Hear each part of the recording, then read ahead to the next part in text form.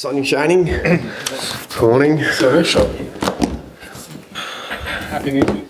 Yeah, thank you. Hey.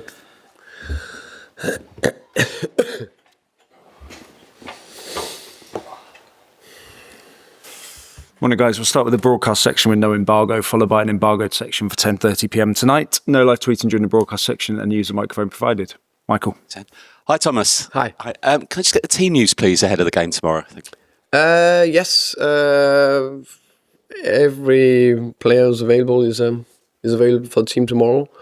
Destiny is progressing, but it's too early for him to be involved in the squad. So many positives from Wednesday. One negative was the awful abuse Mathys Tel received. How is the squad? But more importantly, first, how is Mathys? Yeah, I think it's of course terrible what happened to Matty, and it's we're doing everything we can to support him in this situation. He's a strong person, and with hopefully his support from family and friends and us, that'll be he'll get through it. But also there's no real Tottenham supporter that ever will do that. The real Tottenham supporters that we'll see tomorrow at the stadium, they'll back him, and I expect them to. It's in tough times we step up together, and I expect the fans to give him a really big cheer tomorrow. Now, I'd never waste a question by naming names who don't play for Tottenham Hotspur, but obviously the transfer window still open. But you still do it. Yeah. Oh no names. Okay. No specific names. I think we're aware of the targets. But is that still the you think sort of 2, 3, 4 over the next few weeks from what you've seen? First and foremost, in many ways, I'm very happy with the squad. I think there's a lot of good players. I think we saw a team that was very competitive, and on any other day we would have beaten the best team in Europe. Of course, we want as strong and competitive squad as possible. I know that Daniel, Johan and Vina are working night and day, and they have, by the way, been working night and day the last 6, 7, 8 weeks. And they definitely would like to do deals early. Sometimes I think we need to understand it's not that easy. But they're working.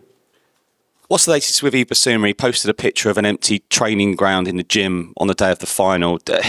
Is there a way back for him, or do you think best for all concerned that he finds another club? Where are we with him? Oh, Bissouma, there was a situation. I addressed this. There was a consequence. Bissouma will be in the squad tomorrow. Move forward, and we have a big game tomorrow. Thank you. Shy. Morning. I want to kick off with Kudus. We've seen the glimpses of the great player he is in white, defending as well as he is going forward. But we've also seen him play everywhere, second striker, right wing, 10, 8 in his career. With your midfield injuries, would you play him centrally as a 10 consistently, or you prefer him in the wider areas? I think depending on the game, the challenge, the game plan and so on, he can play in all those positions you just named there. So I think preferably he's probably right wing 10, can play both positions. But I like flexible players that gives us opportunities. But those are the two main positions. Your Burnley kicks off tomorrow your Premier League campaign at home. Their defensive structure, normally 5 at the back, individually man marking, doubling up on attackers. What sort of tactical battle do you actually expect? In some ways, the challenge can be more different from the challenge we just faced 2 days ago against PSG. But I think the level of challenge is the same. It's just different from not that much expectation. Maybe slightly more expectations tomorrow for the game. But against a team and a very good manager and coaching staff that have done very well. Last year, we all know their defensive record. That's insane. 29 clean sheets, 16 goals conceded. I know they go a step up, but that just shows that the structure, the discipline, the mentality to ability to defend. So that's a challenge we need to embrace, and we will embrace. And we will be positive, and we will attack. But I think it's a game where I see a game picture where we will dominate, and it can take time before we score the first goal. Of course, we'd like to score it inside the first minute, and the roof will go off the stadium. Everyone won't be happy, but you never know. You need to be ready for everything. And one thing is for sure, the team, us, all of us need to perform. The fans need to perform. We can only do it together. The fans and the team, if they are together, it's like energy, pushing the players forward. That will make it so much easier. We need help, of course. What's the most important thing you've learned about your team so far? You're still very new to the role. You're still getting to know your players every day. But what's that one integral thing where you're like, yeah? I would like to say two things. I know you only said one, so... Take two. Thank you. One thing is the mentality of the group. I think it's a very strong mentality. So we saw that against PSG. The way they dealt with that game, the way they worked, their approach to it. I think that was very good. And I think the ability to take on board messages and game plans, because they executed it perfectly. That's the two things. Yeah. Hi Thomas, how are you? I'm good, thank you. I want to know, have you got any butterflies in your stomach? Because this is the first time you're managing a Premier League team other than Brentford. I will have tomorrow. I think, if I'm honestly now, I'm like in a work mode. Last planning, we have a training in 3 hours, and all my focus on that, and that is, how can you say, normal with everything. It's different players, but it's the same. So fully focused on that. But I know when I wake up tomorrow, and I know when I step into to the pitch or into the stadium, that I will feel it, no doubt. And you'll know what it's like to be the underdog, because with respect, with Brentford, you were pretty much the underdog every time you played. So you'll know how Burnley will feel tomorrow. How difficult is that to take on a newly promoted team on the opening day when everyone expects sun out, hot day, you to win 4 or 5-0? Yeah, I think I think every game has its own challenges, and the challenge tomorrow, of course, is that can we get enough tempo in the game? Can we play quick enough? How do we break down the low block of a 5-4-1? And that's, I think, again, that's that focus. Let's keep the tempo. Let's keep the intensity. Make sure we put pressure on them, and then in the end, that'll hopefully be enough. You know me, I rarely ask you about transfers because I know what you're going to tell me. That the person I ask is not your player, but Richarlison is a good player, and you might need a number 10 because obviously James Maddison is injured. Just tell us what kind of player you are looking for, and would someone like an Eze be that kind of player? As I said, we are looking, of course, in the market, not only for 10 positions, but just to see if we can strengthen the squad. And the players we're looking is the only players we think can improve the squad, and I think that's the right thing we want to do. If we can pick the right player and it fits, then we'll do something. Ali, welcome. Hi there, Thomas. You said out in Italy that you were going to deal with the Bissouma situation when you got back. You wanted to focus on the game. Can I just ask, did you have a long chat with him? Because obviously with Bissouma, there's been incidents over previous summers as well. And then obviously he's 29 this month. He's maybe one of those players that the younger players should be looking to. I just wondered how you dealt with that in that respect. Of course, we dealt with the situation. I think these situations you deal with internally, of course. So yeah, it's dealt with. I'm looking forward. There's a big game tomorrow, and that's where the main focus should be on. Another one of your more influential players, Richarlison. It felt like probably one of his best games for Spurs the other night. I mean, how important could he be to you this season if you can keep him fit and available to play like that? Yeah, I think Richie was really phenomenal. I think his hold-up play, his intensity, his pressing, his arriving in the box, and so it was really, really top. And his attitude, top.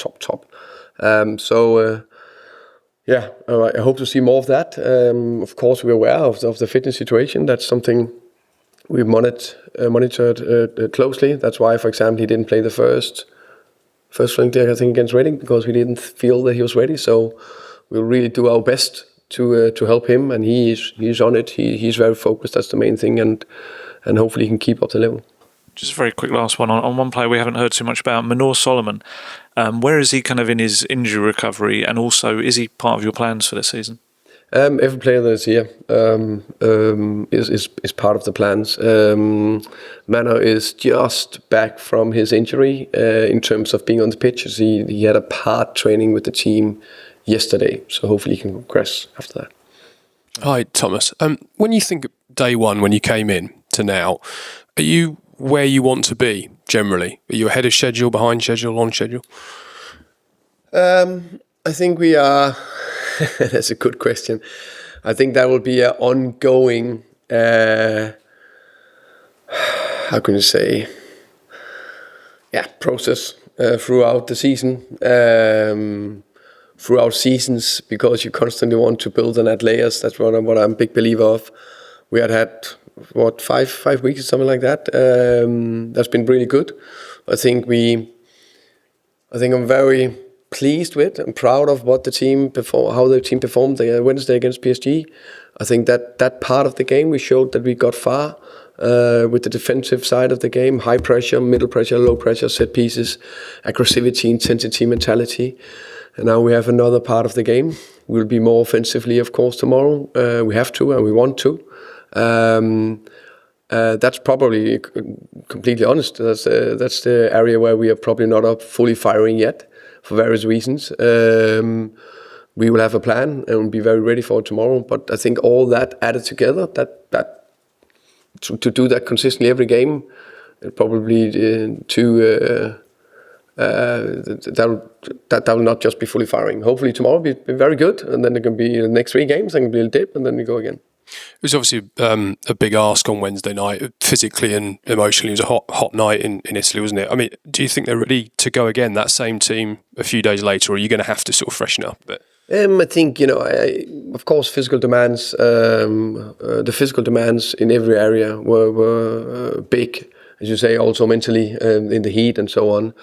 The players are very, very professional. They've recovered well. We've got a good team behind them, staff behind them that will help them. Of course, it's always in this situation, how much do I fresh up? That's, of course, I'm thinking about that. But that can be from the start. That can also be during the game. I'm a big believer of, when needed, use 5 subs to bring that energy and freshness on the pitch.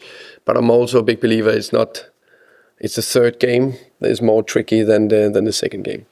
And just one on Bissouma, if I can. Was it just important for you to establish the standards that you want here early on, rather than allow that situation to sort of develop, if you like?